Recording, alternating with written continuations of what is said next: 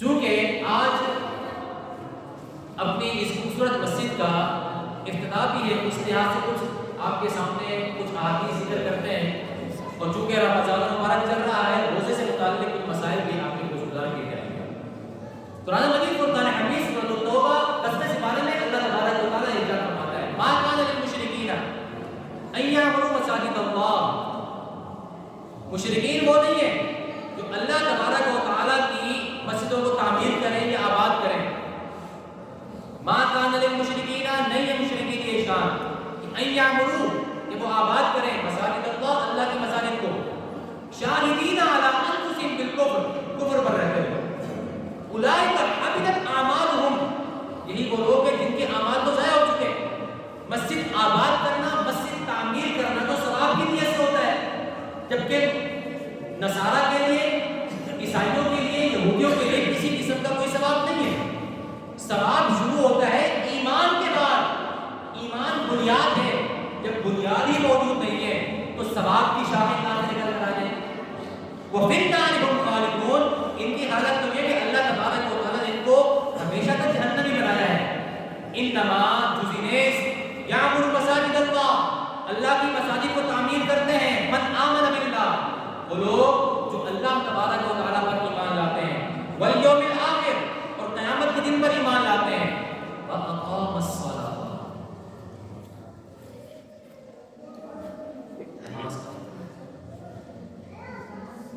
صرف کلمہ نہیں پڑھتے، صرف زبان سے نہیں کہتے ہم مسلمان ہیں، بلکہ ایمان کے بعد وَأَقَامَ الصَّلَاةَ، نماز کرتے ہیں، وَآتَ الزَّكَاةَ، اور زکات دیتے ہیں، وَلَمْ يَخْشَ إِلَّا اللَّهَ، اور وہ اللہ کے سوا کسی سے نہیں ڈرتے، فَعَسَىٰ، ان قریب، اولئک، یہی لوگ، ان یکونوا من المہتدین، ہدایت پانے والوں میں سے۔ میں پہلے ذکر کر چکا ہوں گزشتہ دروس کے اندر کہ ایمان سب سے بنیادی چیز ہے، سب سے ضروری ہے، لیکن ایمان کا، خالی ایمان کا، بغیر اعمال کے آپ وہ ثمرہ حاصل نہیں کر سکتے جو اعمال کے ذریعے سے حاصل کر سکتے ہیں۔ اللہ تبارک و تعالیٰ نے قرآن مجید فرقان حمید میں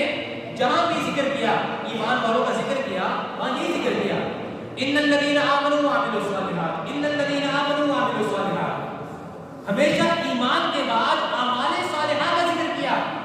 اور یہاں بھی اللہ تبارک و تعالیٰ نے جب مسجد کو تعمیر کرنے والوں کی شان کا ذکر کیا، جو مسجد کی تعمیر کرتے ہیں، مسجدوں کو آباد کرتے ہیں، جب ان کی شان و عظمت کا ذکر کیا تو اللہ تعالیٰ نے یہاں بھی ایمان کے بعد اعمال صالحہ کا ذکر کیا۔ گویا کہ لازمی ہے، اس کے بغیر ایمان کامل نہیں ہے۔ ایمان تو ہے، ایمان کا انکار نہیں کیا جا سکتا، اعمال کے بغیر ایمان کا انکار نہیں کیا جا سکتا، لیکن وہ ناقص ہے۔ کامل ایمان کے لیے اعمال صالحہ ضروری ہے۔ اللہ فرماتا ہے اللہ کی مسجدوں کو مشرک آباد نہیں کرتے، یہی وجہ ہے کہ مساجد کی تعمیر کے اندر مشرکوں سے چندہ لینا بھی جائز نہیں ہے، اور اگر وہ چندہ دیں تو ان کو لوٹا دیا جائے گا۔ اعلیٰ حضرت رحمۃ اللہ تعالی علیہ نے فتاوی رضویہ شریف میں اس کی تفسیر فرمائی ہے، علامہ شامی نے فتاوی شامی کے اندر بھی اس کی شرح فرمائی ہے۔ امام مالک رحمۃ اللہ تعالی علیہ کا فتویٰ بھی یہی ہے کہ مساجد کے اندر غیر مسلم جتنے بھی ہوں، چاہے وہ اپنے آپ کو اہل کتاب کہتے ہوں یا مشرک کہتے ہوں یا کافر کہتے ہوں، ان کا چندہ اور ان کا مال شامل نہیں کیا جا سکتا ہے، اس لیے کہ یہ ثواب کے لیے ہوتا ہے، اور ثواب صرف مسلمان کے لیے۔ حضرت عثمان غنی رضی اللہ تعالیٰ عنہ کے دور مبارک کے اندر مسجد نبی شریف کی دوبارہ سے تعمیر ہوئی، لوگوں نے اعتراض کیا، لوگوں نے کہا جس مسجد کو اللہ کے رسول صلی اللہ علیہ وسلم نے اپنے ہاتھ سے بنایا، جس کی بنیاد حضور نے خود اپنے ہاتھوں سے رکھی، آپ اسے شہید کر کے دوبارہ بنا رہے ہیں۔ حضرت عثمان غنی رضی اللہ تعالیٰ عنہ کی سوچ یہ تھی یار جو ہمارے گھر اتنے عالی شان ہے، جس کو اللہ کا گھر کہا جاتا ہے، وہ عالی شان کیوں نہ ہو؟ یہی وجہ ہے حضرت عمر خطاب رضی اللہ تعالیٰ عنہ کے زمانے میں مسجد نبی شریف میں دو دیے ہوتے تھے، دیے جو ہوتے نا دیا، ایک اس طرف رکھا ہوتا ہے، ایک اس طرف رکھا ہوتا ہے۔ عثمان غنی رضی اللہ تعالیٰ عنہ ایک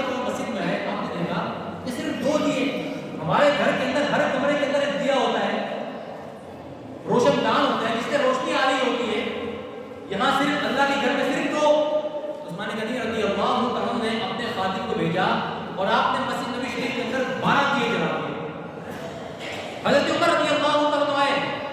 اور آ کر آپ نے دیکھا کہ یہ کیا، جب 2 دیوں سے کام چل رہا تھا تو 12 کیوں جائے؟ حضرت عمر رضی اللہ عنہ نے پوچھا یہ کس نے کیا؟ عثمان غنی رضی اللہ عنہ نے عرض کی حضور میں نے کیا. میں یہ اسراف کیسا، یہ اسراف کیوں کیا آپ نے؟ یہ حدیث غور کریں آپ کو یہ بھی سمجھ میں آ جائے گا یعنی اتنی عالی شان مسجد کیوں بنائی ہے، اتنی عالی شان ٹائلیں کیوں لگائی ہیں، ہلکی پھلکی بھی لگائی جا سکتی تھی. اتنا خرچہ جو کیا ہے یہ لکھائی پر خرچہ کیا ہے، اتنا کیوں کیا ہے؟ بغیر لکھائی کی دیواریں بن سکتی تھی. یہی سوال حضرت عمر نے حضرت عثمان غنی سے کیا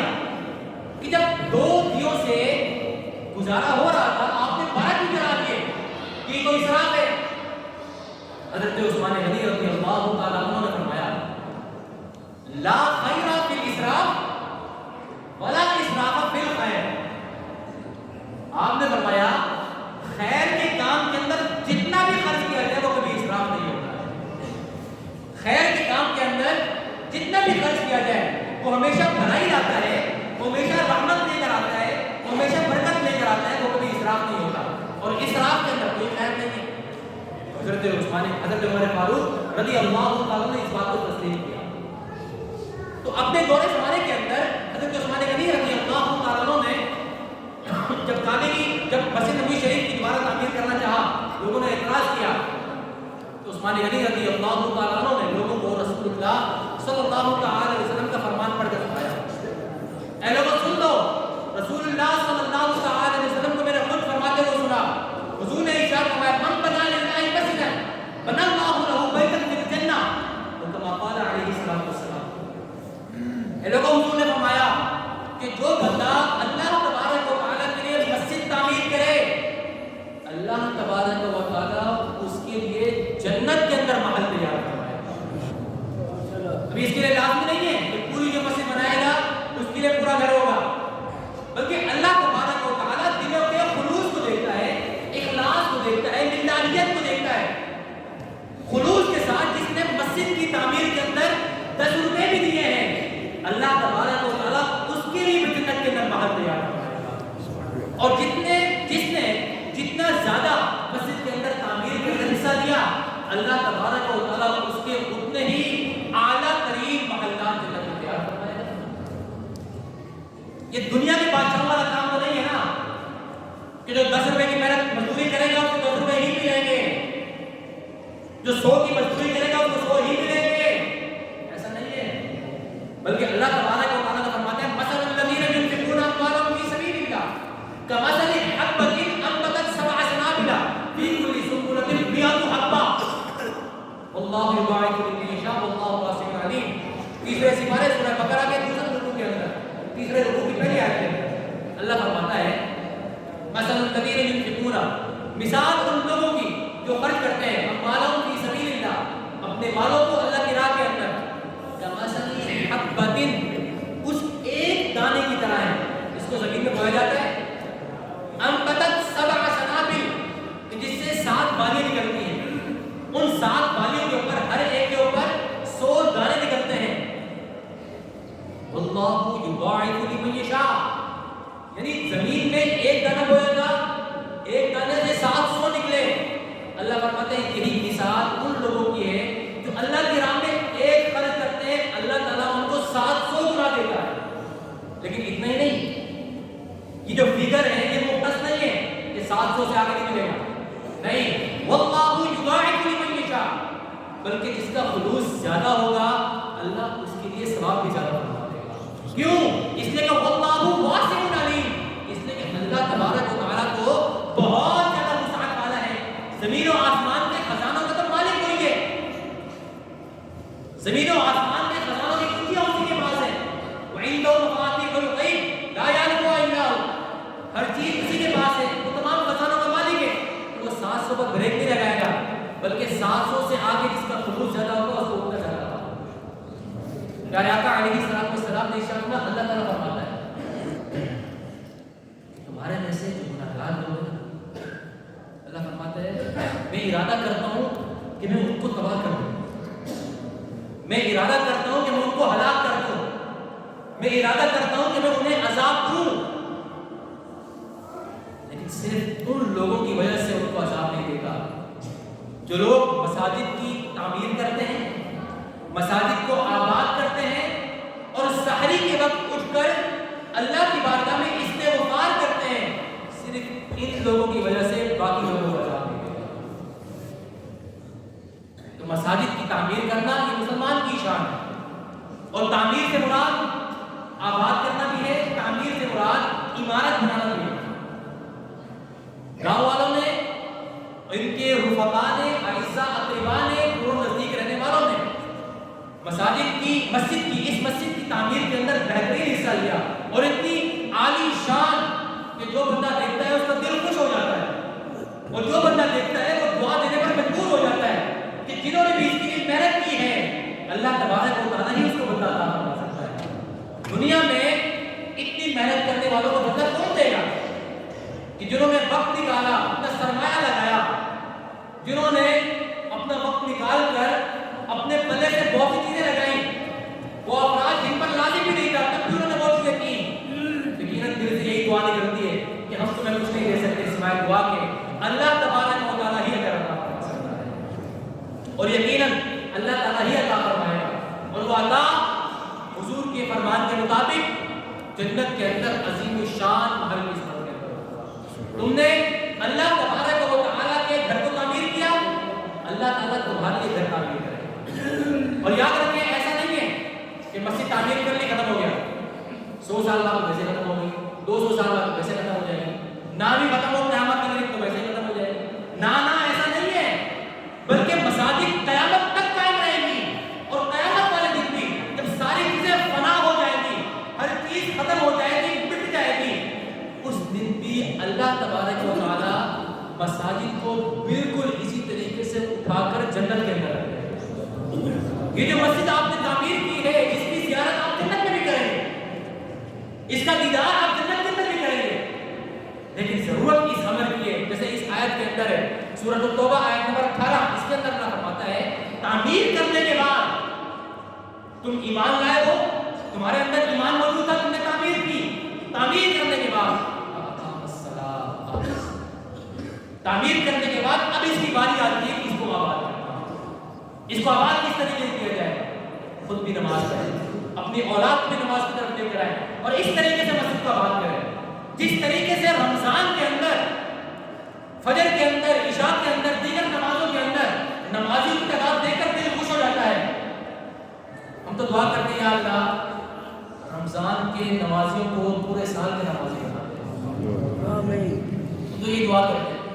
تو جس طریقے سے ہم رمضان کے اندر ذوق و شوق کے ساتھ مساجد کو آباد کرتے ہیں، اسی طریقے سے پورا سال آباد کریں، اور یقین کیجئے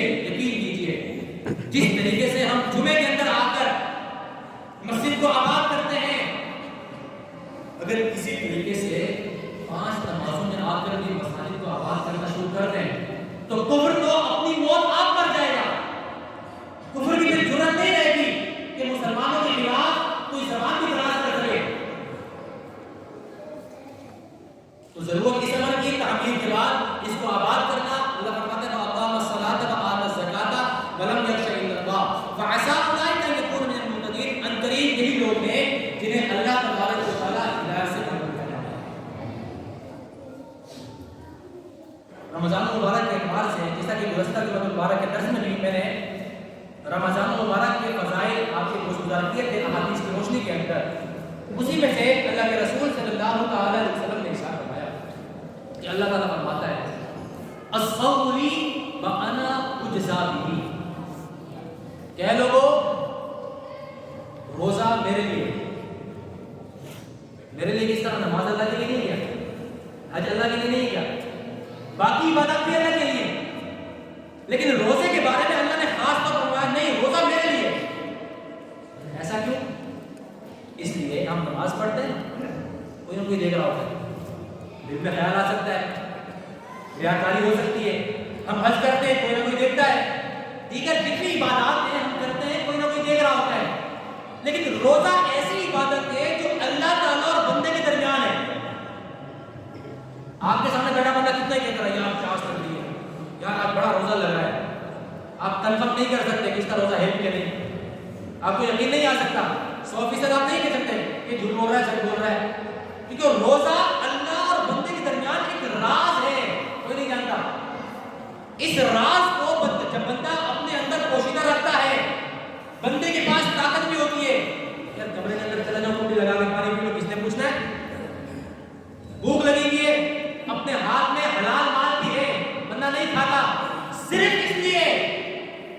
کوئی نہیں دیکھ رہا, اللہ تعالیٰ تو دیکھ رہا ہے. اس لیے روزہ اللہ اور بندے کے درمیان راز ہے. اسی راز کی طرف اللہ نے فرمایا الصوم لی, روزہ خاص میرے لیے ہے, وانا اجزا بہ, اور روزے کی جزا میں ہی ہوں. ہم دیگر کتنی عبادات کرتے ہیں, وہ ساری عبادات کی جزا جنت ہے,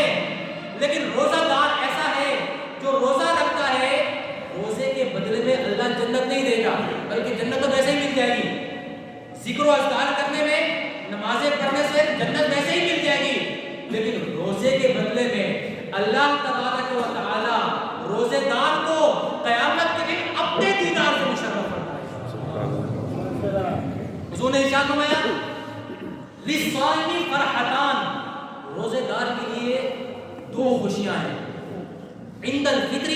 وعند لقاء ربہ. پہلی خوشی تو تب ملتی ہے کہ روزے میں پیاس لگی ہوئی ہو, وہ بندے کے سامنے ٹھنڈا پانی رکھا ہوا ہو, اور اس ٹھنڈے پانی کو جب بندہ پیتا ہے اور گھونٹ پہلا اس کے حلق سے نیچے اترتا ہے, ایسا مزہ آتا ہے, ایسا سکون آتا ہے. یہ سکون وہی محسوس کر سکتا ہے جو روزہ رکھتا ہے. حضور نے ارشاد فرمایا للصائم فرحتان, روزے دار کے لیے دو خوشیاں ہیں. ایک تو اس کو خوشی محسوس ہوتی ہے جب روزہ لگا ہوا ہو اور بندہ افطاری کرے تو بڑی خوشی محسوس ہوتی ہے. دوسرا حضور نے ارشاد فرمایا وہ عند لقاء ربہ,